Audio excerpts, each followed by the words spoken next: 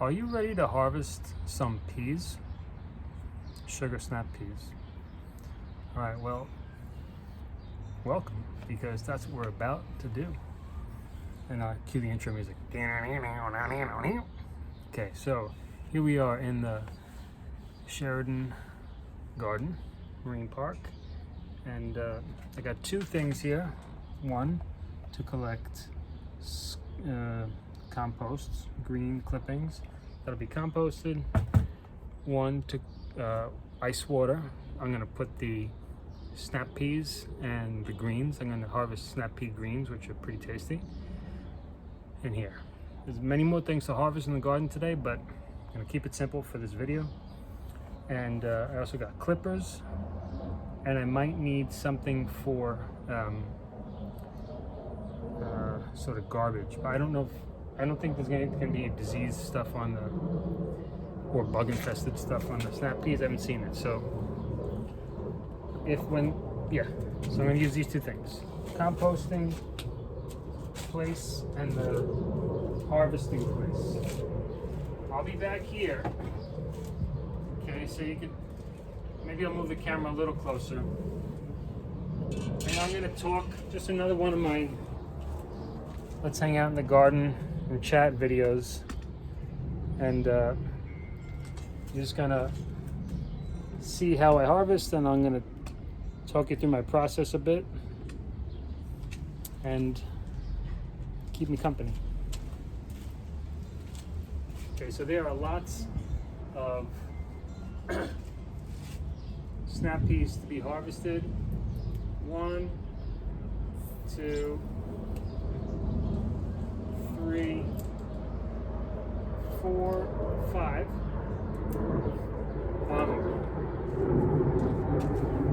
So it's important, from what I understand, to harvest as many as you can, as often as you can, because that keeps the plant in fruit-bearing mode. If you don't harvest frequently enough, things get too big, and then the plant is cued to believe that the fruit-bearing mode is over, and now it's time to go to seed. So harvest, and then you encourage the plant to produce more. It's kind of like when you make content and a lot of people consume it, it makes you want to make more content, type of thing. Okay, so I'm going to throw these into my ice water. So let's keep a count going if we can. 5. Let's see if we can get to 10. We got 6, 7, 8, 9, 10. Good. So last year I grew peas, and I didn't really know what you could do with the leaves. I'm going to clip them, and then I'm going to come over there and show you what I do with them. But I'm going to get some more snap peas harvested before that. So I started these snap peas from seed indoors. I guess it might have been March, if not, definitely April. I got them in pretty early into the ground, and they're doing good. Right now it's June 13th, and we got snap peas to harvest. I'm even taking the small ones. They can get bigger, but because there'll be days I'm definitely gonna skip harvesting. So I just want to kind of stay on top of it. Here's another group of 5. 3, 4, 5. So 15 today so far. Doesn't seem like much, but to add that to for a meal, but to add that to your meal, garden fresh snap peas. They're very strong, beautiful flavor. Here's one. Can you see that? One. Oh, another one. 2, 3, 4, 5. I think I can get. So I think we're up to 20. My count is right. 1, 2, 3, 4, 5, 25. More beautiful snap peas. They taste good. Of course, they can grow bigger. That was 25. I'll get to 30, and then I'm going to start working with the leaves, and I'll show you what I do with that.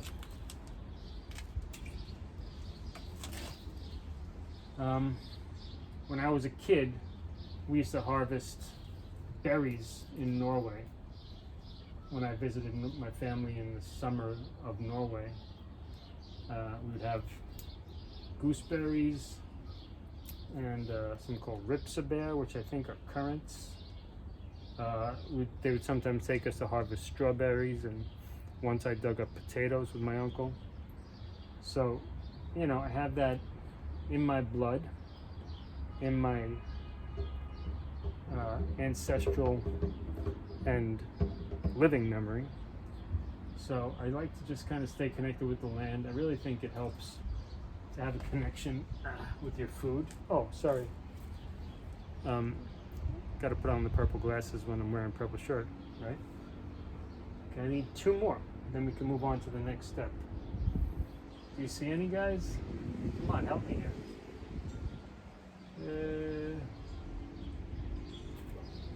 I don't know. I think we ran out of fresh ones. There are a couple of small ones I could grab. Let me look back here.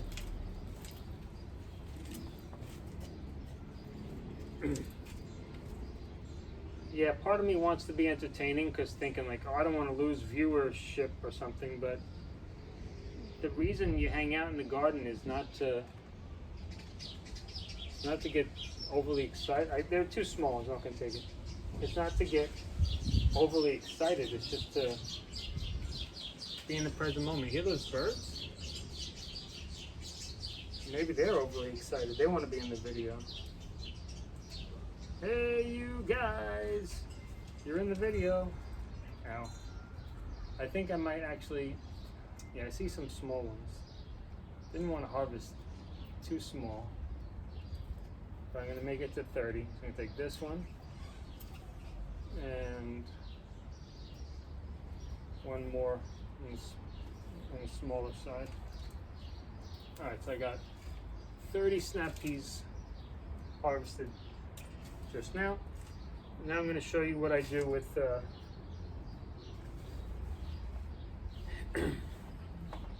alright, got stuff in my pocket here. Show you what I do with these leaves. So I'm going to try to find a place where I think the leaves are not going to have a place to really settle too well. Go over here and back here. I know you're not seeing what I'm doing. I'm going to show you.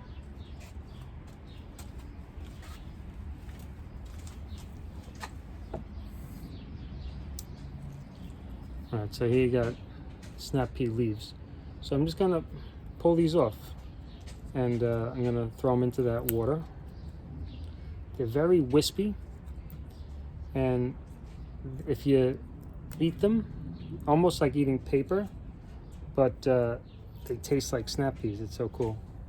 So then I got this thing, which I'm going to throw into the compost. You know, it's like this theme of using all of the animal, which you hear Native Americans used to use the whole buffalo or something to that effect. The ones that might be diseased or being eaten by bugs, I'm going to just throw on the ground for now, which I'll sweep up later. Okay. I'm sorry, you can't see it. This one. Now, all these greens that I harvest, so I have various greens, from carrot greens to radish greens to the greens from snap peas. Let me cut some more. I kind of roll them up together like a cigar, and then I just chop them thin, and then I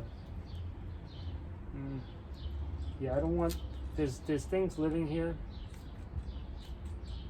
Swiss chard and lettuce. I don't want them to be totally overshadowed, so I'm trimming the snap peas a little bit. So let me try to do this in front of you. So I'm gonna just take those, pull them off. Next one. Now some of these look a little bit yellow, so maybe not ideal for eating. Probably nothing wrong with it. May not taste great as all. So we have a lot, so I could be a bit picky. And then, yeah, pulling these off. And gonna say, these all look all right. They're a little bit kind of bent, but save this, which is gonna go into compost. So I'm just gonna rinse and repeat this a little bit. And just, I'll tell you now that, you know, gardening is this ongoing thing that basically, it's cool because the fact that it's always ongoing, it's never done, it's never complete, just kind of means that you always have something to do outside, which is fun. You know, doesn't it stink when the thing that you love to do is just over? You can't do it anymore. So it's kind of cool that gardening, it goes on and on and on in that respect. All right.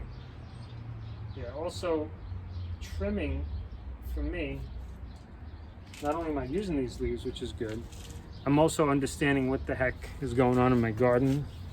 Because again, limited space, I want to see what I have, what I don't have, what I have space. Because I always have a lot of seedlings, which I could show you some of the ones I have going. There you go.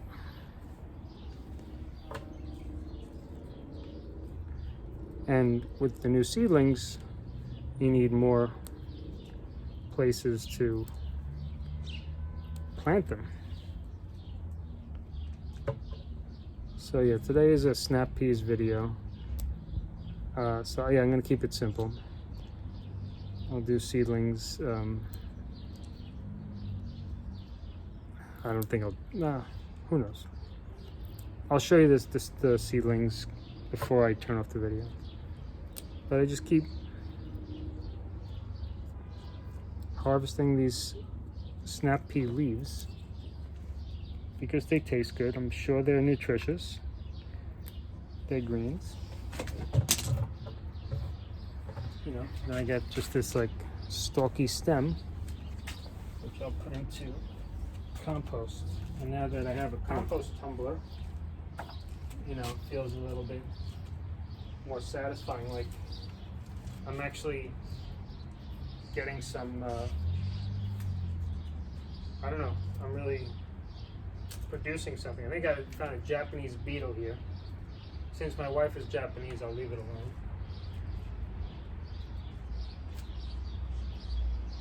But no, in general, my philosophy is not to kill bugs, you know, as a Buddhist. But I don't know if, I think I had that idea kind of before I even came to Buddhism. I just didn't want to kill anything. I was reading my journal entries from 2007 last night, and that was before I even went to my first SGI Buddhist meeting. So it's just it was interesting to see how much of my philosophy then was already in place before I sort of officially embraced Buddhist philosophy. A lot of it's similar, but a lot of it, not that it was so different, but it was just much more based on Christianity, because I was still attending church on and off in 2007, you know, so I was using Bible language and trying to see the connection between Eastern and Western philosophies.